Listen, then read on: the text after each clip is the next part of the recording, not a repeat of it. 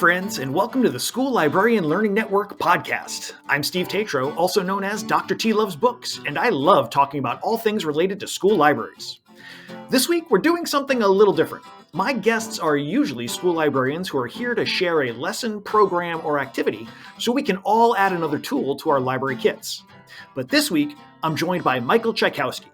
He's not a school librarian, he's not an educator, he's a friend I've had for over 40 years. Mikey and I chat regularly, and in the past year or so, we've been talking a lot about books, libraries, and the state of education. I thought it would be interesting to have a non-librarian and non-educator share some thoughts with those of us on the inside. And I'm glad I did. Mikey had some really important experiences and ideas to share regarding reading, school libraries, and being a student. He gave me several important things to think about. I hope you enjoy our conversation as much as I did. Without further ado, let's get to this week's episode. Mikey, why don't you take a second and just introduce yourself so people know who you are? Well, thank you. So let me say, I am definitely a clean slate as far as being on this podcast. I think my qualifications are as follows. One of your closest friends for probably 30 plus years. Yeah. I do not have any direct experience in librarianship or education. Mm-hmm. Most of my working experience has been working in supply chain analysis for public companies, so I don't think you could get any further away than that. And all the experience that I do have with that comes secondhand. My mom was an administrator in the school. Well, she worked in administration in the school system that we came through. My sister-in-law is currently a high school English teacher and works as a department head. And other than that, it's just talking to you and getting your perspective on things. So, well, and that's one of the things I love when we have our conversations is that we do have these conversations about books and reading in school and education. And it's always interesting to kind of get that outside perspective and see, like, how are other people seeing some of the stuff that's going on? Or are they seeing some of the stuff that's going on? Because, you never know. But like you said, I mean, we've known each other since, I want to say, first grade? Pretty much. Yeah. And like we've been in high school, we were on the same in junior high school, we were in the same basketball team for forever. And high school, we spent most of our after school time hanging out. I mean, I was at your house so often, your parents practically adopted me. So, I mean, they did. You were always referred to as, one of the other children. Yeah. So, So we've known each other for quite a while. So it's kind of interesting. Like I, as I was thinking about maybe recording one of our conversations that we have, I thought it would be kind of neat to just sort of talk a little bit about, some of that history, particularly because what kind of memories do you have of either, let's start with our school library, because we went to the same school. We spent quite a few years there. What memories do you have of our school library? So do you mean our high school library or do you mean our town library? Because I'm going to tell you, I had distinctly different recollections of each one of those. Yes. So let's start with the high school library. Okay. I got to be honest with you, and interesting way to start things off. I did not have a good impression of our high school library at all. Yeah. It was actually a very poor experience. And it really turned me off of libraries and reading for quite some time. And at the time, I don't think I realized it. It was kind of a little subliminal and it was just in the back of my head. But looking back on it, it was not a good experience. Yeah. I mean, the library itself wasn't huge to start with. Like, they didn't have a ton of resources. And a lot of it, I feel like, was pretty dated. And like, I mean, the only times I can think of that I could probably count on one hand the number of times that I went into that library in 6 years of being there, because it was the middle school and the high school shared the same library. Yep. So it was a shared resource. Yeah. So probably like a couple of history projects, maybe a couple of English projects. Like, that's about it. And like, you go in, the librarian would point you at the card catalog. You'd use the card catalog. She'd maybe help you find the books on the shelf, maybe not. You'd bore yourself to death reading through those. And then that's literally pretty much all I remember about the school library. Yeah. And it's funny. I was only in there like a couple times. I did not go in there very often. I remember kids in our class calling the library the second auditorium, because it seemed like the only reason why they ever went in there is if there was some kind of function. They never went in there to look for resources. Interesting. Huh. Yeah. That's true. That's actually probably where I spent most of my time in the library, was going there for like award ceremonies or whatever. Huh. Yeah. I hadn't thought about that. Yeah. So, yeah, I didn't have good experiences when I went there either. I just, yeah, I mean, the resources were definitely very dated. I think the big thing is that it wasn't a very inviting place to go. Yes. And that's a big thing for me because, and the reason why I was asking you about like, the town library, not to jump topics, but, granted I was much younger, but when I went to the town library, it was a very inviting place, Mm-hmm. right? I mean, the librarians there, they knew your name. They engaged you. They would help you find things. They would remember your name when you came in. They would remember interests that you had. Mm-hmm. And it just seemed welcoming. Yeah. Whereas the high school library was an entirely different experience. It was not the same thing when you went in. Yeah. I didn't go into that library thinking this is a place where I can explore and Mm-hmm. look. I had the impression that you only go into this space unless you have a very specific purpose for being there. And Yes. that's really the only reason you should be there. Mm-hmm. Mm-hmm. Yeah. I I literally cannot tell you if there was even any fiction in that library. Like, I couldn't tell you either. I have I, no idea because you would never go in there and say, "Oh, I just want to poke around and see if there's something interesting to read or something that catches my attention." yeah. You wouldn't do it there. It just wasn't the place for it, and the environment wasn't made conducive for that. Yeah. It's funny because I mean, I was a huge reader. I was always trying to find new books. I I literally cannot remember a time that I said to myself, "Oh, I should stop into the school library and see if they have something I want to read." Like, just literally never occurred to me. Yeah, and you know what? Looking back on it, that's one of the things that I've been thinking about too, is that when we walked through the high school and we walked through those, corridors, I remember seeing like the main office and thinking that is the main office for the high school. And then you would see guidance and say that is the guidance department of the high school. When I saw the library, I never thought of it as the high school's library. I really thought of it as like its own separate thing. Mm. And it just always seemed like a separate entity. And I think a lot of that was that, I didn't know a lot of people that ran it. I have to tell you, very recently, when I moved, I didn't even tell you this. I was going through some old boxes and Mm. I came across my high school yearbooks. Okay. Now, yours might be a little bit different because you were like a year off.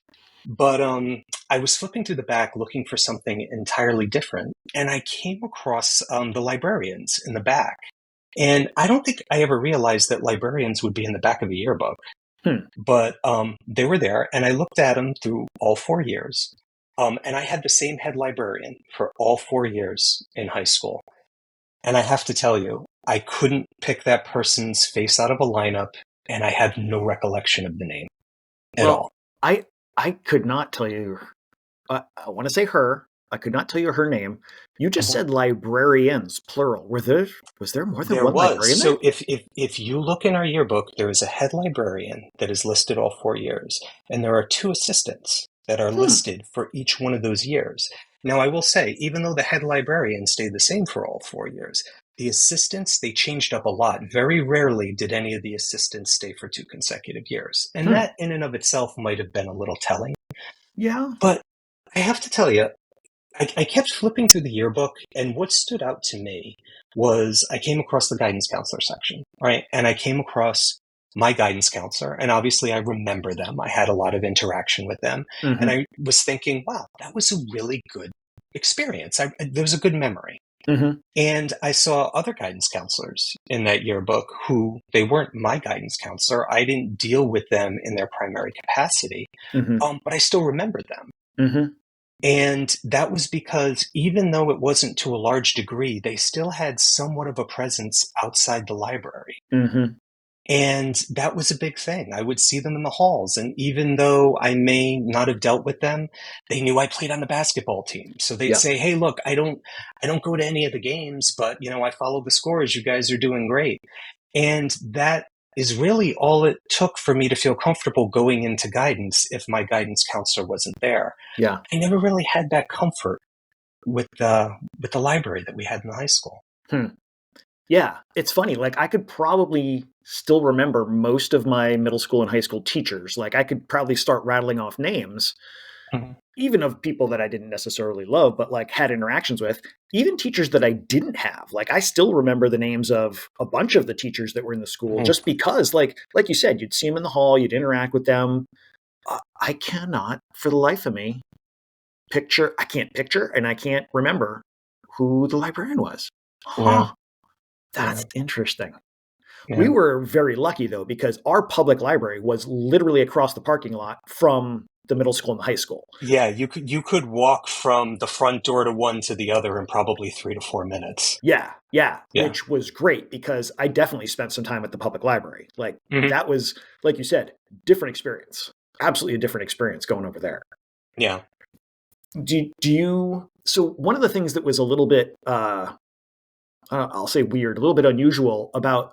We grew up in Rhode Island, and Mhm. Rhode Island had public libraries, but each town had their own library. It wasn't a system at the time that we were basically coming up. It was, I They were think, by all the time, independent.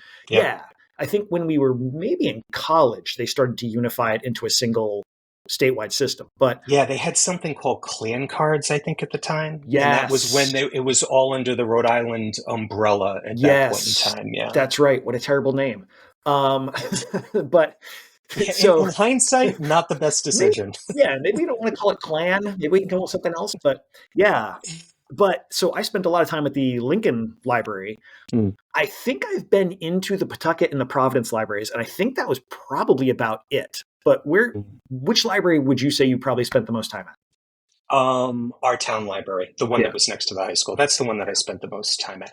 That was the one, like, growing up when I went there, like, when we got our library cards when I was younger, like, we Hmm. got our pictures taken with the librarians, like, all the kids from the neighborhood when we got our library cards and went down there together. They You know, had that such was, a their kids section was so great. Like it wasn't huge, but I can still remember. Like you walked in the door and it was right there, and the librarian was friendly, and yep, they had so much stuff and places for you to be, and like you could just wander around or you could sit and read. yeah.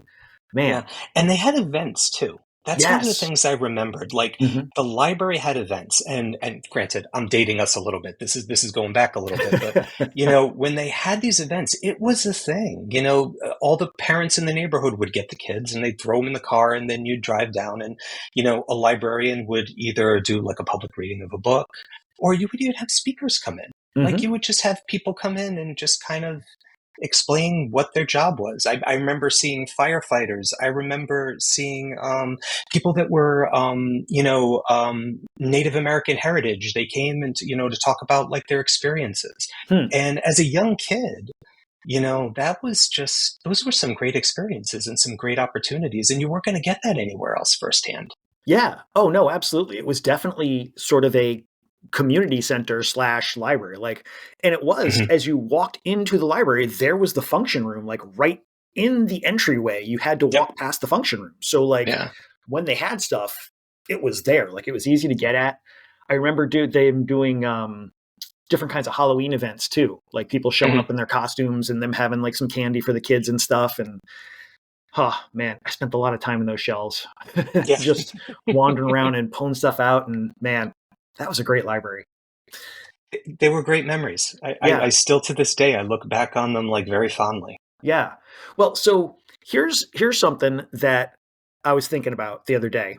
I, in thinking back, you when I think of you back in high school and college, I think of someone who was very smart person who focused on like in my mind, the world is sort of divided to fiction and nonfiction. And you were in Mhm. nonfiction. Like you were always someone who was looking at like politics and like Yeah. world events and stuff like that. And Mhm. I never, if you had asked me back then, I would never have pegged you as a fiction reader. And that was just sort of occurring to me the other day. Like I was absolutely a fiction reader. I was not interested in nonfiction in any way, shape, or form. You were always so involved or aware of what was going on, and like Mhm. you were good at sort of paying attention to the world that was going on around us, where I was always Mhm. trying to find a way to get out of the world we were in. So Mhm. In like some ways, we flip flop. The irony is. which exactly. And that was one of the things that I was kind of like chuckling about a little bit the other day, was because I would you say I'm kind of in the ballpark there to say that you weren't much of a fiction reader when we were? Not back then. I Yeah. am. I am much more now. Yeah. And I spend much more time reading fiction now than I did then. I don't know if there was any particular reason why I did. I think a lot of it was I just think it's how you're brought up. Like my parents, they always had, the news on in the background. If, Hmm. while we sat down, sometimes we would put on the TV while we had dinner, and my mom would kill me for like saying that that's how we were brought up. But we were allowed to do that if it was news, because during the commercials, we would talk about what was going on. Mm. And so I was just always aware of what was going on. And you read newspapers, and when you read newspapers, you want more information. You go to nonfiction books. That's Hmm. basically what it came down to. And then eventually majored in politics in college. So then Hmm. you end up just starting to read more, whether it's for leisure or not. And as I've got older and I read more for pleasure now, um, wow, it's really almost all fiction at this point. So, do you have any thoughts on like when did that sort of transition sort of happen? Would you say? When I started leaning more towards fiction, Yeah. I Like, think when I was finally at a point where I could 100% decide what I was going to read. hmm. When I didn't have to do any more reading for a job or for school. Hmm. At Hmm. that point in time, it just sort of started to naturally fade away. And I didn't realize, but in retrospect, a lot of what I was reading was because of either jobs or school. I wasn't Hmm. reading as much for pleasure. You always read much more for pleasure Hmm. back in those days than I did. Yeah. And now I'm finally at a point where, my time is my own. And it's funny that now I'm gradually working towards more fiction. Yeah. And it's funny because, like I said, I never would have, years ago, I never would have pegged you as a fiction reader. And now, Mm.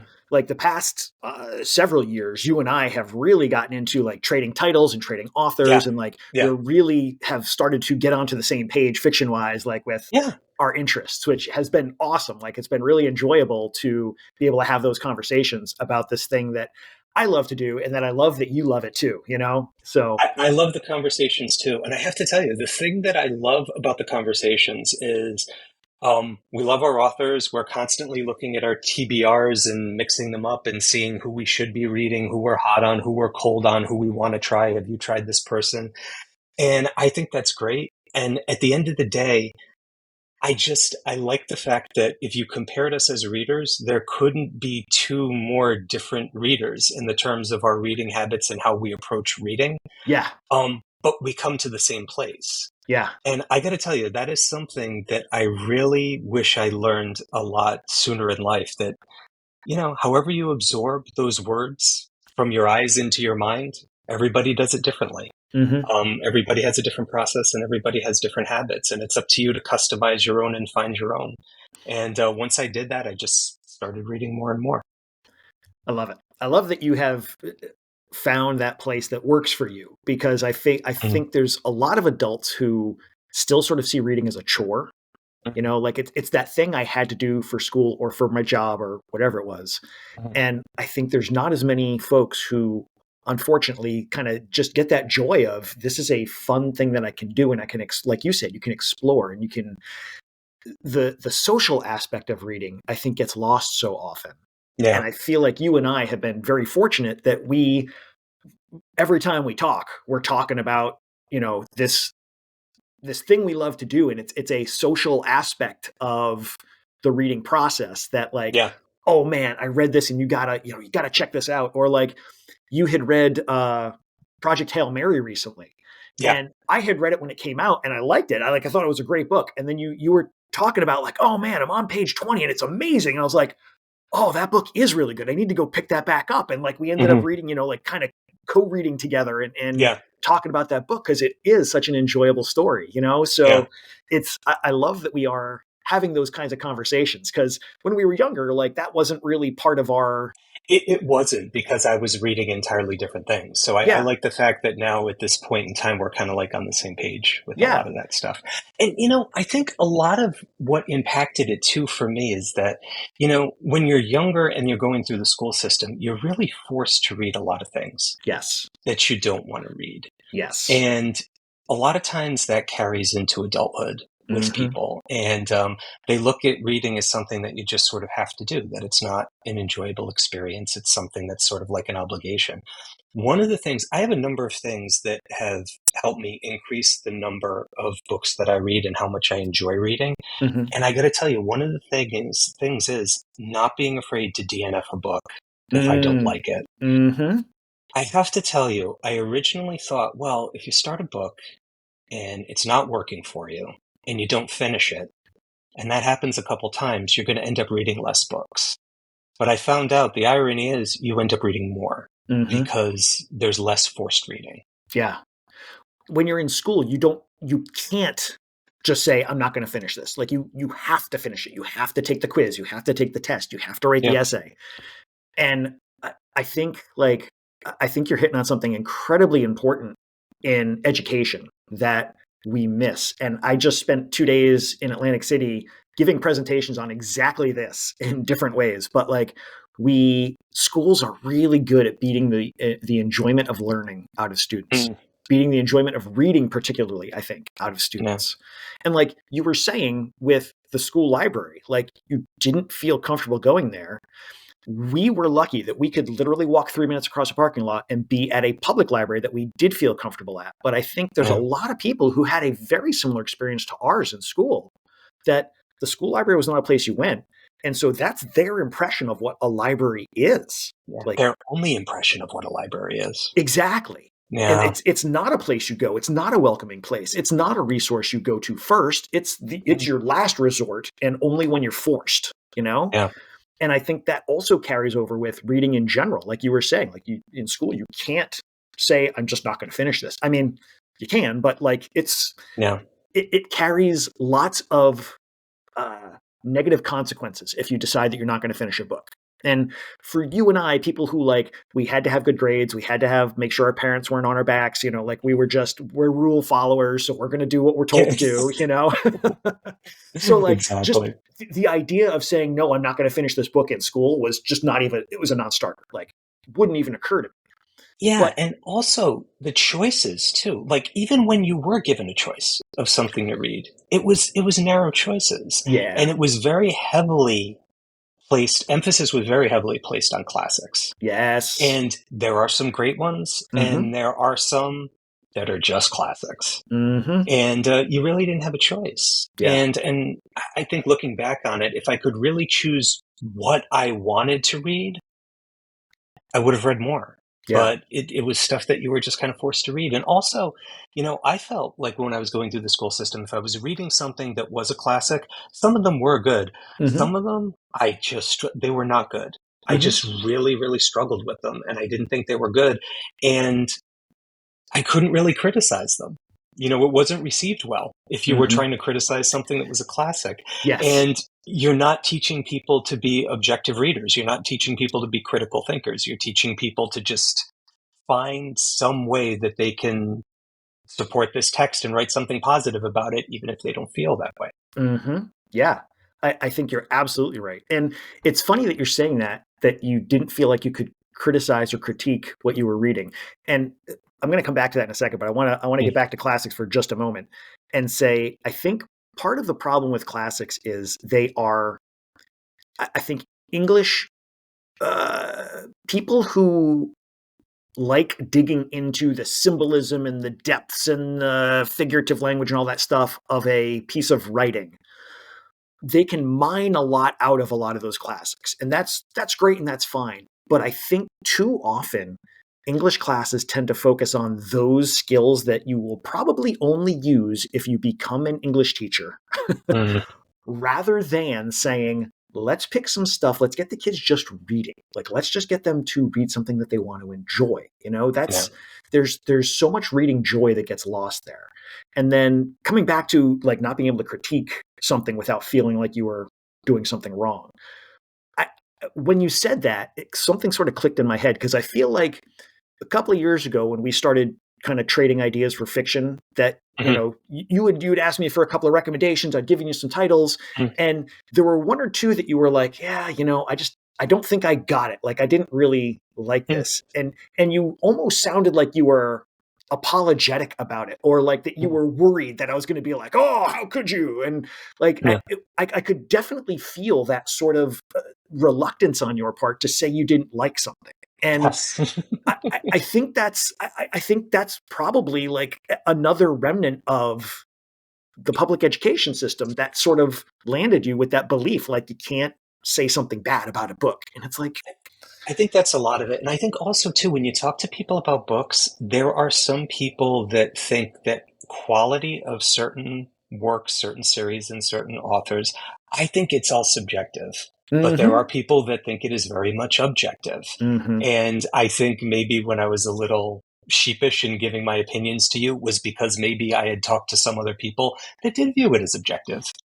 Yeah. And then I think I'm just programmed to respond that way. But yeah, there's a lot of people that do have that point of view. Yeah. And unfortunately, a lot of them are, I think they're really well-meaning. And I again, this is something I did an hour and a half long presentation on this. I think there's a lot of adults in the world who are well-meaning, but who through their practices make reading much less enjoyable for kids when they're trying to help kids be better readers. Oh, But what they're yeah. really doing is making kids not want to read. Yeah. And it's Yeah. a shame because it's like that saying, beatings will continue until morale improves. We're gonna you're gonna read these books until you like them, and it's like that's not how it works. But Yeah. too often, I think that's what happens. And I mean, this conversation, I think, really kind of bears out the idea that we're maybe not doing the thing we should be doing when we are approaching reading in that way. But so I mean, I am really enjoying this as we talk through all of these ideas, because although we've sort of talked around a lot of this in many of our conversations in the past, I don't know that we've come at it quite this directly. And I'm really appreciating and enjoying that you are, sharing these thoughts, because I think I know where I stand on a lot of this stuff. And I love being able to sort of share thoughts with you and get this other perspective on things. Because as you said, not an educator, not school library, like just a dude who loves reading, which I love that you love reading because it's not something that everybody loves. So I'm digging that. I'm just kind of curious, like, would you say that you're who would you say you are as a reader? Let me ask it that way, which I know is a real big and broad question. But if I asked you, like, as a reader, who are you? What do you say? I don't even know how to answer that. I would tell you this. If I was to answer that question a few years ago, I would give you very specific genres and I would give you very specific authors. And I would say that these are the types of books that I read. When I look at what I read now, it's all over the place. I genre hop a lot.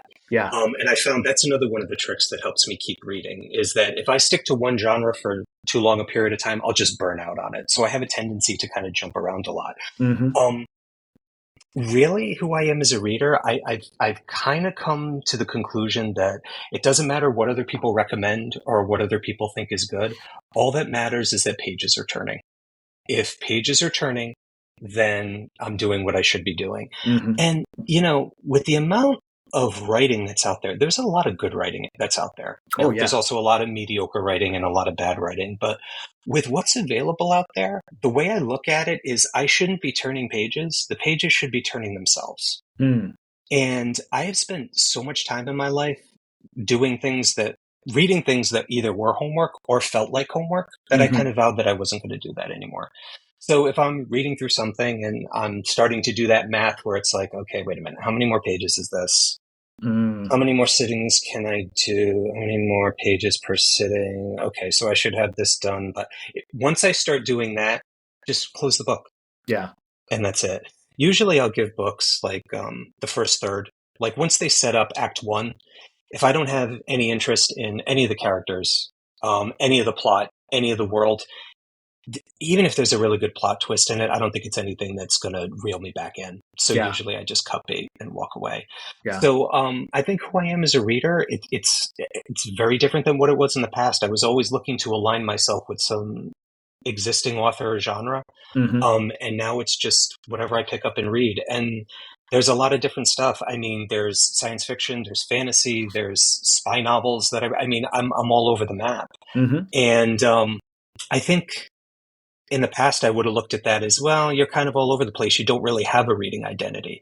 And I think that has actually become a reading identity. And Yeah, that's something that has helped me read a lot more in my later years. I love that.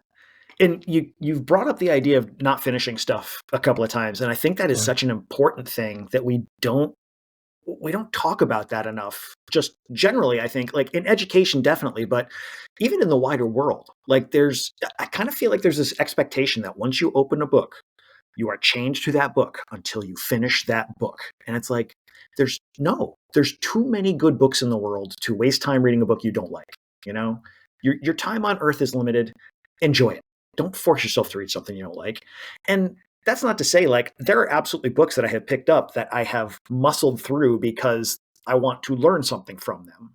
But especially for pleasure reading, like, that time is limited. Find the things that you enjoy, and it's okay to just enjoy what you read. And it doesn't have to feel like an assignment. It shouldn't feel like homework. Exactly. And I think one of the things that it took me a while to realize is, if you enjoy reading it and the world thinks it's total marzipan and it's not, this high-end piece of art, it's okay. Yes. It's Yes. completely okay. As long Yes. as the pages are turning and you're enjoying it and it's for your own purposes, Hmm. that's all that matters. Yeah. And that took me a long time to adopt, and I don't know why I was so adverse to that Hmm. for a period of time. But Yeah. you know, Again, I think there's sort of some expectations that we build around reading. And I think a lot of it stems from some of the bad habits we inculcate students with, or some of the bad perceptions that we give students when they're in school that surround reading. And it's a shame because, like, I love so much that you love the reading that you do these days. And like, we were trading off The Expanse recently. mhm, I thought I had tried to read The Expanse before, and I had not. I was reading some other series that was, mhm. like, the author's name was kind of similar and the series name was kind of similar, but I was reading something else and I hated it. I was like, and then you were telling me, like, oh no, I started reading this and I really enjoyed is it Prime or Amazon? One of them, Netflix, Amazon Yeah, has, I think, yeah, it switched. The IP or went to a couple of different platforms. Yeah. yeah, but you were saying, like, you had watched the series and you wanted to try the books, and that Mhm. in reading the book, you were like, "Oh wow, this book is really good." Yep. And I was like, "Man, all right, I'm going to go give it another try because I hated this, but Mikey really likes it, so I got to give it a shot." And I read that first book and I was like, "This is not the book I read before. This is really good." And ended up wolfing down. I didn't even realize when I started. I thought there were 3 books, and I read the first 2, and I was telling you, like, man, these first 2 books are good. But I'm curious how he's going to wrap all this up in one more book. And you're like, oh no, Nope, 3 trilogies. 3 trilogies. There are 9 books in this series, my friend. I was like, what? But Yeah. I mean, they were all so good, and I'm so glad that we had that conversation because that was not. I'm very unlikely to have had that conversation with someone else whose reading tastes I trust because, like, I work in a school, so I talk to English teachers all the time, and so we're always talking about, oh, I read this and I read that, and, like, the people that I work with are excellent teachers and they have good taste in literature, but we don't have the same taste in literature. Like, what they Mm, enjoy reading in their downtime is very different than what I like to read in my downtime. And so having somebody that I can have those conversations with and be like, okay, I like this. I think you're going to like this. Oh, you like that? Now I have another thing that I got to get on my TBR pile. But that yeah. makes such a difference, I think, if people can find those reading buddies almost. Yeah.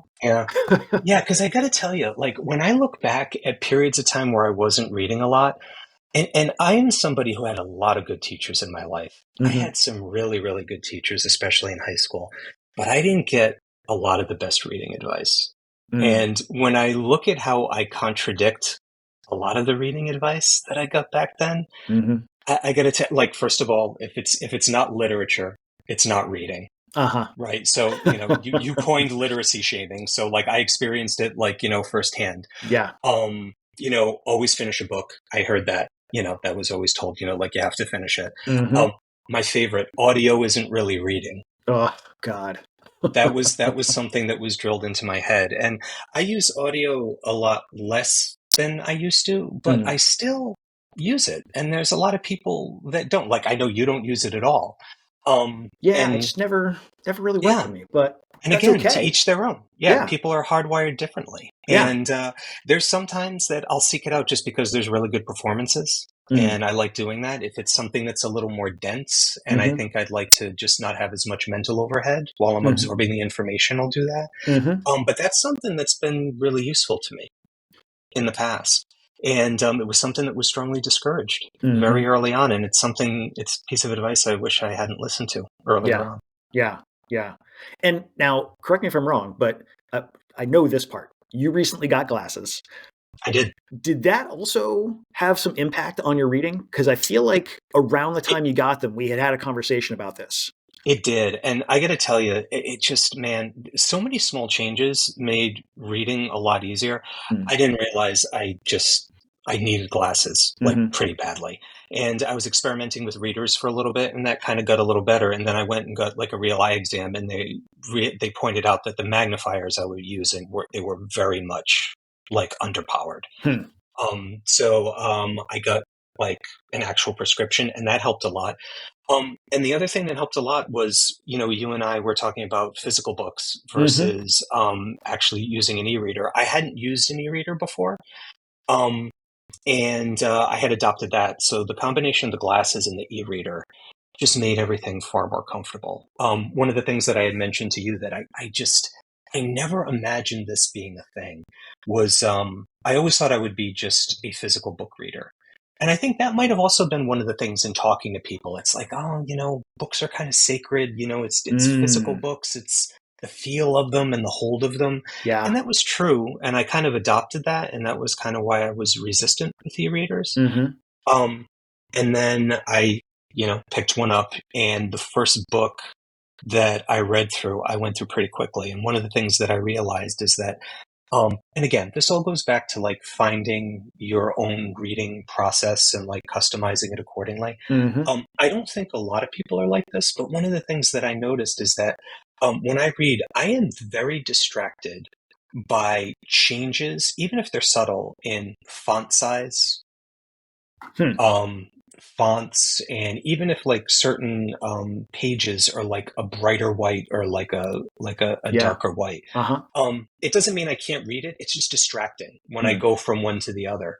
And I didn't realize how distracting it was and how much more friction it was creating until you get the e-reader, you open it up, and it's always at the settings you want. It's always the exact amount of light that you need. It's always at the settings that you put it at. Mm-hmm. And all that other stuff that was kind of distracting just went in the background. And then it was just absorbing content. So that made things a lot easier and just made reading just a much more enjoyable experience. When you had mentioned that, because when you got in the glasses, you'd mentioned that you were having an easier time reading, like that you actually you found it less stressful, like your body was having less fatigue from reading when you had the Yeah. glasses. Yeah, I could sit for longer periods of time and absorb information more easily. Yeah. Yeah. And then when we had the conversation about should you get an e-reader or not, and like you were kind of resistant because you were like, I have enough devices. Do I need another device? Holy smokes, I can read on Yeah. my computer screen. And I just told I hope I didn't oversell you, but I kind of said like, I got to say my e-reader, I really appreciate the way, the screen works. It's really more like paper than you would believe. And you said that really helped too. And it's funny because I honestly hadn't really thought about there's a physical comfort level that if you're not finding it as you're trying to read, that's going to impact your ability to read. And like it literally never occurred to me until we started talking about you getting your prescription and getting the e-reader. And it was like, that's a really interesting point. Like just the physical comfort when you read absolutely matters, but it's not something that I had given enough thought to. So, like, there are teachers who will set up comfortable reading, or libraries will set up comfortable reading spaces in their rooms, or like one of my colleagues would let the kids. She just would bring in blankets, like just tons of blankets, and she'd let the kids lay on the floor and read their books. And I'm like, that can't. You've got a quarter of an inch of compressed cotton between you and a cement floor, kid. Like that cannot be comfortable. But like Yeah. for them, that was giving them a different physical sort of sensation from sitting in a hard school desk with the book, held in front of them on the desktop of the desk. When they can spread out, when they can do different kinds of things, kids that you would never expect to read actually start to read. And it's like, oh, this is like Tumblr started to click when you were saying for you that really was, the physical element of it was a real when you were able to kind of take away some of the physical stresses of it. It's about limiting the distractions. Yes. So you can just focus on the reading. Yeah. And I mean, I found other things, just like little tweaks, just even like, granted, we're all very busy and there's maybe limited time for reading anyway. But I always would just be reading late at night because that's what I just thought people did. And I am very much a morning or an early afternoon person. And so if I had time on a weekend, if I was reading late at night, I just wasn't absorbing everything as well because I was just exhausted and I was forcing myself to, to get through the pages. But if, I got up really early and I had some time, I could, open up the Kindle and I could go through stuff a lot quicker, and it was just far more enjoyable. I love that you said you've got to find your own reading process. Like that is such I think that's a really important idea that I'm glad that we are articulating in a lot of different ways, because I know, like a lot of my school librarian friends, a lot of my ELA teacher friends, we try and help kids find the books that might work for them, but it's more than just the book. Like I tend to think of it as help them find the book that they like, and they will become readers. But you're helping me kind of think this through in a much more complex way and think about it's not just the book, although the book definitely helps. It's not just like when I tell kids that they don't have to finish a book if they take it out from the library, I tell them, if you don't read a couple of pages, take it home. If you don't like it, bring it back the next day. Their eyes get huge. Like, well, I don't have to finish it. I can return something I don't like. I'm like, yeah, absolutely you can. Like giving them that power, like that's an element of it, but it's not all of it. Finding them the right tools, finding them the right place to be, helping them figure out like what time of day works best for you. Like that's when you said that just now, that's not something I had thought about, but absolutely that is something we need to give some thought to. Or like how we talked about, if you tend to get on a series that you enjoy, you'll go straight through it because that's how you enjoy it. And then if I were to follow that same path, I would just end up burning out on it and never finishing it and going to something else. Whereas if I broke it up, I would finish it. I think one of the things that, when I look back on it in retrospect is that, again, some really good teachers, but it was well-intentioned advice, but it probably wasn't the best advice. I remember at one point in time, getting advice from a couple of teachers when it was some point in junior high school, going into high school. I just noticed that other kids around me were reading faster and absorbing things more quickly. I could do the work and I could absorb everything, but it just seemed to be taking me a little bit longer.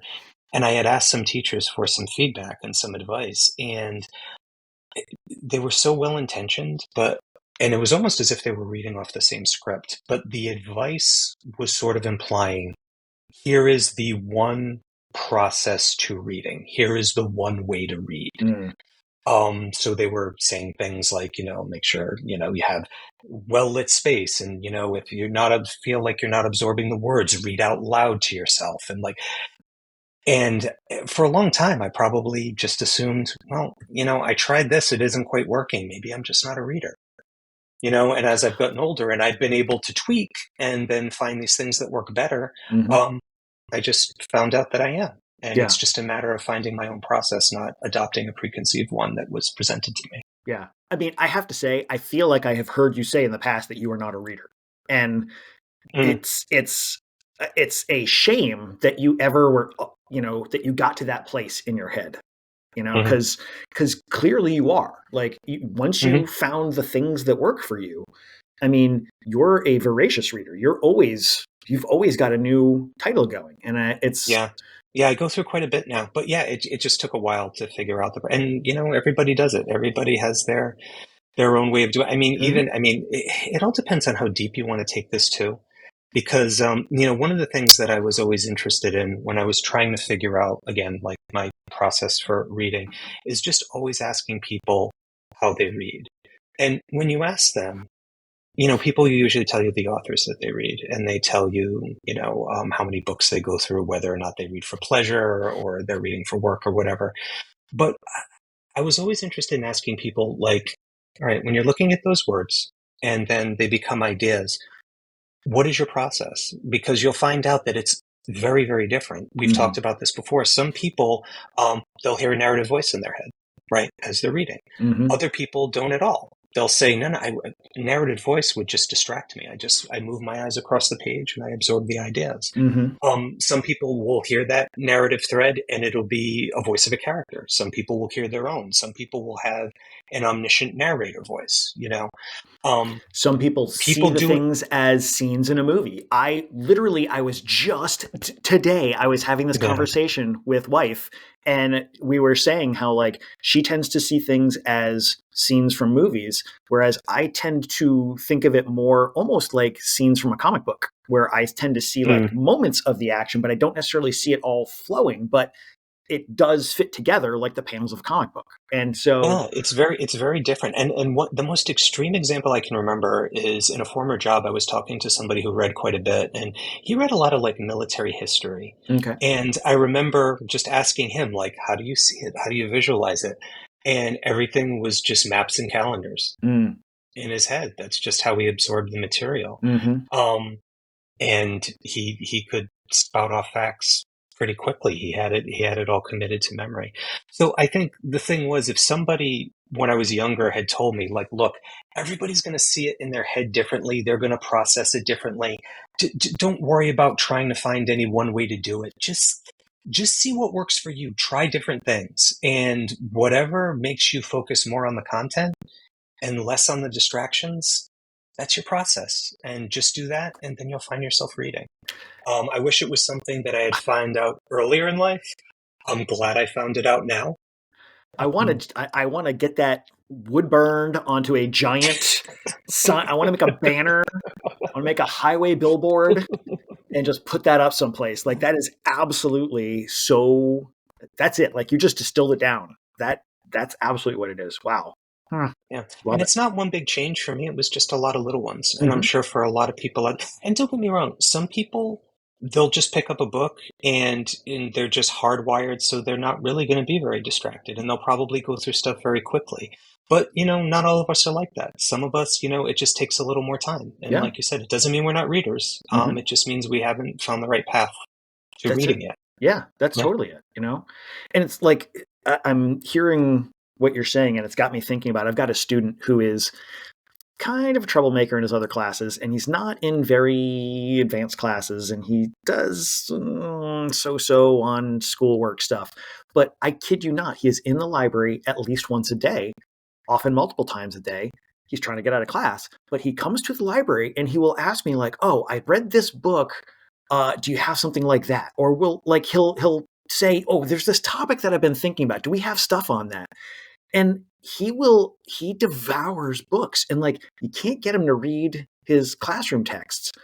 He doesn't score well on reading assessments, but he loves to read the stuff he wants to read. And like, when I'm able to give him that, he's a different kid. He's a different kid in the library than he is in other places. And it's because he's got the ability to sort of exercise his agency, his desire to find the thing that works for him, and that's one of the reasons I get so frustrated, angry. I mean, I'm not even kidding.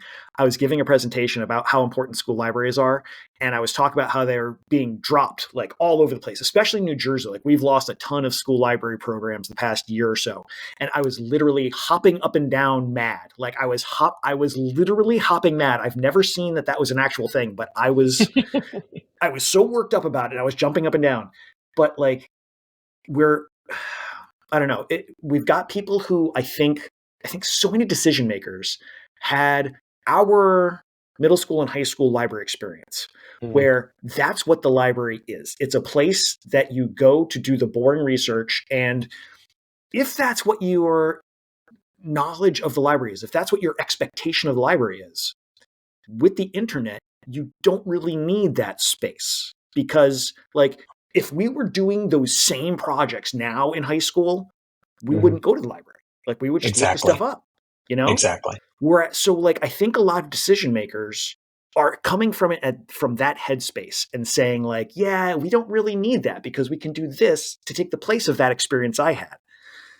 And I think they're missing out on these important elements that we're discussing now, like the giving the kids that space, giving them the time to find what works for them, helping them find what works for them, helping them understand that just because you don't like this doesn't mean that you're not a reader, you know? So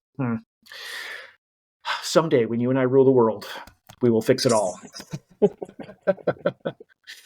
Well, I mean, this has been I really have appreciated this conversation itself. I appreciate you. I am so glad that you were willing to take the time and share some of these thoughts, because I know that that's not something that you would generally find yourself doing. But I really think there was so much value in this conversation that we just had. And I really think that hopefully other school librarians are going to see it as valuable as I do. They're going to share it with their friends and colleagues, because I think you have said some really important stuff that I think could really impact some of our younger readers. So hopefully they're going to walk away with the same enjoyment of this that I had. Yeah, that's great. Thank you for having me. I enjoyed this, and it didn't feel like anything different from us just chatting every week like we do. Yeah, absolutely. So, yeah. Well, I appreciate you, man. Appreciate you too. Thanks for joining us for this episode of the SLLN podcast. Be sure to check out the show notes for the episode. They feature links to the resources shared by our guest, as well as ways to keep in touch with them, and links to the book break recommendations. And stop by the SLLN website, home to a curated list of free upcoming virtual events and resources for school librarians. It's easy to become a member of the School Librarian Learning Network. Just visit the site and use what you like. If you have a comment, an idea, a question, or something you want to share, you can email schoolliblearning@gmail.com. That's schoolliblearning@gmail.com. Know a school librarian with something others could learn from? Let us know. Until next time, be good, be safe, and be well.